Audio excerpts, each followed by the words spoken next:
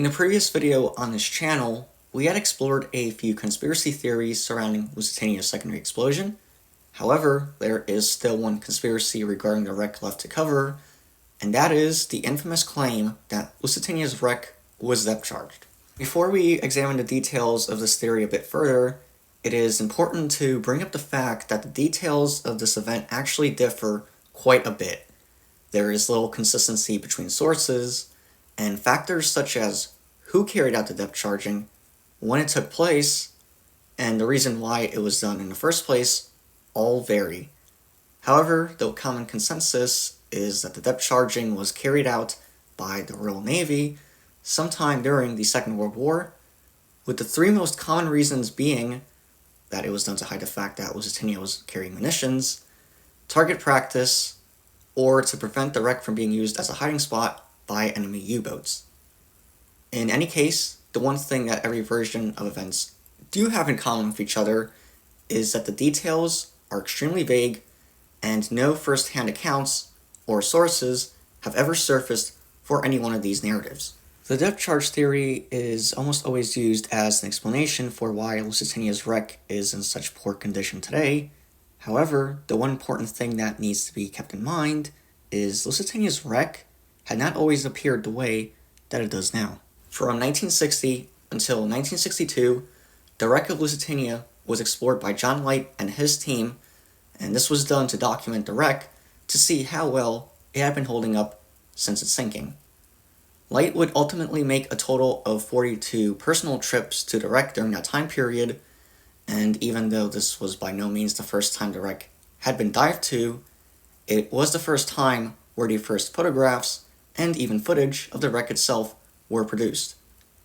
An article was also soon published detailing Light's expeditions, where several illustrations were also revealed. Based on what photos and footage has been made public, even though there is very little that has been published, Lusitania's wreck had been holding up quite well, with the exception of obvious impact damage and some natural corrosion. Since these expeditions were carried out in the early 1960s, it therefore takes place after the supposed depth charging had occurred, and by examining what little footage is available, it is quite clear that the wreck does not show signs of being bombed in any way. In fact, even reviewing footage captured during Oceaneering International's expeditions to the wreck in 1982, 2 whole decades after Light's expeditions, the wreck still remained in satisfactory condition. It would only be after this point that the condition of the wreck would take a serious turn for the worse, as after performing their dives to the wreck, Oceaneering International would embark on a 6-week-long salvage operation of Lusitania's wreck, resorting to all sorts of cutting tools, and even in some cases explosives, in order to retrieve basically anything that they deemed was valuable, so that they could auction off what they had recovered. So the main takeaway here is that Lusitania's wreck did not always look the way that it does now, or even how it looked back in 1993, during the subsequent expedition to the wreck, which was Dr. Ballard's expedition a decade later, after Oceaneering International's expeditions, and also, of course, how it appears as of recent expeditions. Now, a lot has been written about undetonated depth charges being spotted on Lusitania's wreck, with photos even claiming to show depth charges on Lusitania's wreck. However, there are issues with the photos themselves, since in basically every case, the photo does not actually show a depth charge, or it cannot be confirmed as one, and so it is just some kind of object that has the general appearance of one, or the photo itself cannot even be confirmed to be that of Lusitania's wreck. The closest thing I've seen for actual physical evidence of Lusitania's depth charging is the aforementioned Oceaneering International's expedition in 1982,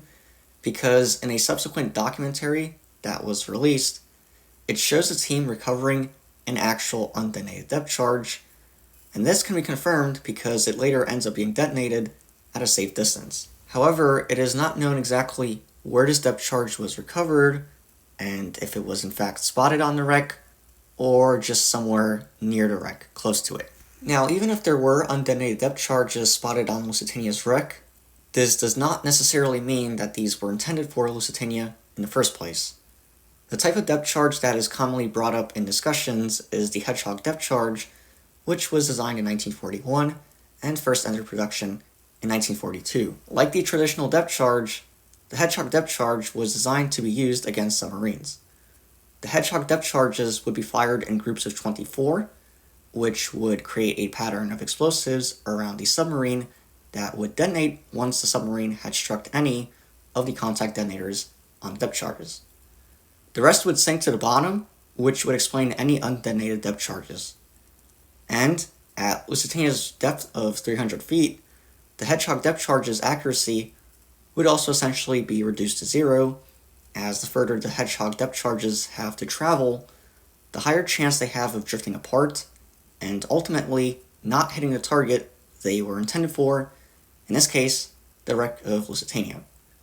Or if we are using the theory that the British government was going out of their way to destroy evidence of Lusitania carrying munitions, the cargo hold where ammunition was being stored. Seeing as how the bow has remained one of the most upright and intact areas on the entire wreck,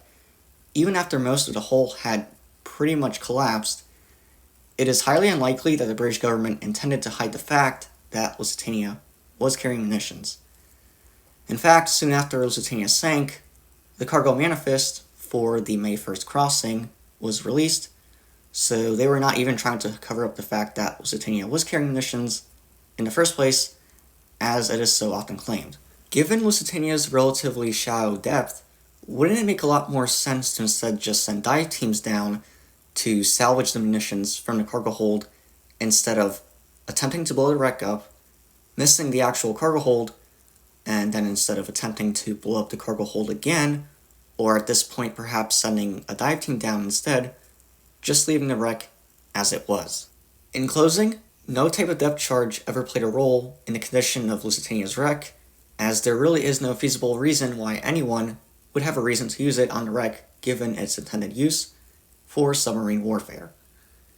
The true main culprit behind the condition of the wreck of Lusitania has to do with the aforementioned salvage operation by Oceaneering International in the early 1980s,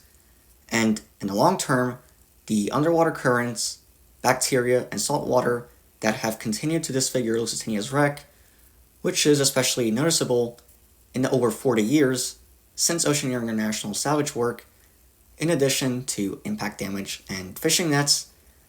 and it is little wonder that most shallow shipwrecks just do not remain in good condition for long.